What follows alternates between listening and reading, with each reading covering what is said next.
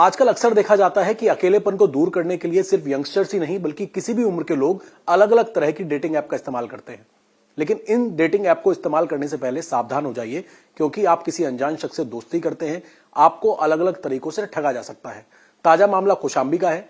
एक दिल्ली का शख्स एक लड़की से डेटिंग ऐप पर बातचीत करता है, दोस्ती होती है, लड़की उसे अपने मन पसंदीदा कैफे बुलाती है और वहां से जालसाजी का पूरा खेल शुरू होता है। इस लड़के को ठगने की कोशिश की जाती है। इस पर बातचीत करने के लिए हमारे साथ मौजूद है स्वतंत्र कुमार सिंह जी, एसीपी हैं इंदिरापुरम के। सर, एक बड़ा रैकेट है, हमने दिल्ली में भी ऐसे कई केसेस देखे थे पहले। डेटिंग ऐप से कैसे सावधान रहें और इस केस में किस तरीके से आपको जानकारी मिली, क्या हुआ था पीड़ित के साथ? देखिए, 22 अक्टूबर को थाना कौशाम्बी पर एक व्यक्ति आते हैं और वो अपने साथ एक घटी घटना को विवरण देते हुए एक तहरीर प्रदान करते हैं। उस तहरीर के अनुसार उनको एक लड़की द्वारा उनसे एक डेटिंग ऐप पे बातचीत शुरू की जाती है। उसके बाद उनको कौशाम्बी में ही स्थित एक टाइगर कैफे है जहां पे उनको मिलने के लिए बुलाया जाता है और वहां पर जो खाद्य पदार्थ और पेय पदार्थों का जो बिल है वो अपने जो नियमित बिल है उससे कई गुना ज्यादा बिल उनसे वसूला जाता है। उनके पास उतने पैसे न होने पर उनको और पैसे उनको देने का दबाव बनाया जाता है और उनको अपने दोस्त द्वारा वो बुलाया जाता है, उनके द्वारा अपने दोस्त को बुलाया जाता है। उसके बाद वो पूरा पेमेंट करके वहां से निकलते हैं। इस घटना का विवरण उन्होंने अपनी तहरीर में दिया। तत्काल इस घटना पर मुकदमा पंजीकृत किया गया और जब दौरान विवेचना हम लोगों को पूरी जो तथ्य प्रकाश में आए वह इस प्रकार थे कि यह कैफे खालिद और नदीम नामक दो व्यक्तियों द्वारा चलाया जा रहा था, जिनमें खालिद हमारे यहीं का शहीद नगर गाजियाबाद का रहने वाला था और नदीम दिल्ली का रहने वाला है।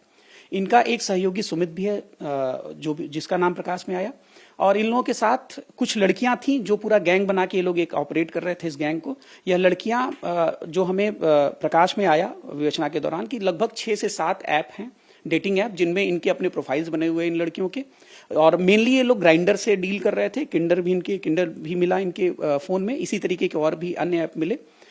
इस पे इनका प्रोफाइल रहता था और ये लोग इस कैफे के इर्द गिर्द ये प्रोफाइलें चेक करते थे कि कौन सा व्यक्ति है जो ज्यादा एक्टिव है, जो इस एरिया के ही अगल बगल दिल्ली से सटा हुआ या ट्रांसेंडेंट एरिया में है। उसको फिर ये लोग उससे चैटिंग शुरू करते थे। चैटिंग शुरू करने के बाद फिर नंबर एक्सचेंज करके ये लोग फोन पे बात करने लगते थे। फिर उसके बाद मिलने के उससे ये लोग बुलाते थे उस व्यक्ति को और स्पेशली ये लोग उसको लेके टाइगर कैफे पहुंचते थे, जहां पर पहले से ही सुनियोजित ढंग से षड्यंत्र के तहत उस लड़के को बैठाने के उपरांत ये लोग जो सबसे महंगे आइटम्स होते थे इन लड़कियों द्वारा उनको ऑर्डर किया जाता था, जो कि अपने दाम से कई गुना ज्यादा दामों पे वो मेंशन होते थे। और उसको ऑर्डर करने के बाद जब बिल पेमेंट की बारी आती थी तो अगर लड़के के पास पूरे पैसे उतने नहीं होते थे तो उस लड़के के ऊपर दबाव बनाया जाता था कि आप कहीं से भी अपने दोस्त से अपने परिवार से मंगा के हमारा बिल पे करिए और फिर इस तरीके से एक पूरा गैंग बना के इनके द्वारा ठगी की जाती थी। यानी कि वो लड़के ने अपने दोस्त को बुला के पेमेंट कर दी थी और पेमेंट करने के बाद वो वहां से निकल पाया और फिर आप लोगों को उसने इन्फॉर्म किया कि उसे इस तरीके से ठगा गया? जी बिल्कुल। जब पेमेंट करने के बाद वो वहां से निकला है उसके बाद वो थाने आया। तत्काल इस पे तहरीर पे मुकदमा पंजीकृत किया गया और दौरान विवेचना हम लोगों ने कुल 5 लड़कियों को और कुल 3 लड़कों को, जिनमें खालिद और नदीम का मैंने नाम लिया, इनका एक सहयोगी सुमित, उसको भी हम लोगों ने गिरफ्तार किया। सर, खालिद और नदीम जो है इनका प्रोफाइल क्या है? क्या इससे पहले भी क्योंकि आपने बताया तकरीबन 1 साल से अपना कैफे चला रहे हैं, क्या इससे पहले भी इसी तरीके से लोगों को ठगता रहा है? कई लोग ऐसा हो सकते हैं जो सामने ना आए हों समाज और शर्म की वजह से।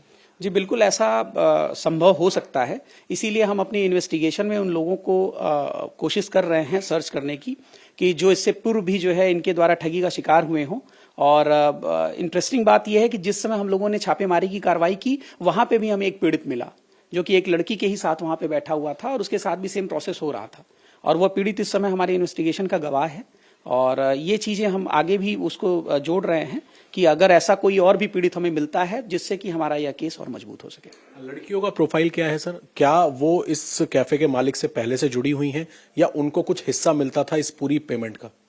देखिए, जहां तक अभी तक इन्वेस्टिगेशन में हम लोगों को जो प्रकाश में आया है कि इनमें से प्रमुखतः एक लड़की जो है वो खालिद से जुड़ी हुई थी और उसके बाद अन्य लड़कियां उसके संपर्क के माध्यम से इसके संपर्क में आई और ये पूरा इस तरीके से ऑपरेट करते थे लोग कि पेमेंट का जो हिस्सा होता था उसमें से 50% हिस्सा मालिक यानी खालिद और नदीम को चला जाता था और 50% हिस्से में वह लड़का जो टेबल तैयार करता था, प्रिपेयर करता था और जो लड़की लेके आती थी कस्टमर को, उसको मिलता था। सर, लोगों से कोई अपील करना चाहेंगे? क्योंकि हमने देखा है कि social media app, Tinder app या तमाम जितने ऐसे चैटिंग ऐप हैं लोग बहुत ज्यादा इस्तेमाल कर रहे हैं आजकल। ऐसे में हम किसी को रोक तो नहीं सकते कि ऐप इस्तेमाल करने से, लेकिन कितनी ऐसी सावधानियां बरती जाएं ताकि इस तरीके से ठगी होने से आप बच सकें या फिर आपको डाउट हो सके? देखिए, बिल्कुल एक ये बड़ा मैसेज रहेगा कि अगर आप डेटिंग ऐप यूज कर रहे हैं, बेशक आप यूज करिए, लेकिन अपनी चीजों को उसको वेरीफाई करिए, अपना दिमाग खोल के रखिए, किसी के कहने में ना आइए। और अगर किसी से आप मिलने भी जा रहे हैं तो इस घटना के बाद कम से कम इन चीजों का ध्यान रखें कि आपके साथ कोई भी ठगी न होने पाए, और अवेयर रहिए इन चीजों से। बहुत शुक्रिया हमसे बातचीत करने के लिए। एसीपी है इंद्रपुरम के स्वतंत्र जी, इनका साफ तौर पे ये कहना है कि अगर आप किसी से चैट कर रहे हैं, किसी अननोन शख्स से चैट कर रहे हैं, तो आंख बंद करके भरोसा ना करें, उसके द्वारा दी गई लोकेशन पर ना जाएं, क्योंकि ऐसा हो सकता है कि आपको ठगी का शिकार बना दिया जाए। कैमरामैन चंद्रभान के साथ अभय पराशर, इंडिया टीवी, कौशाम्बी।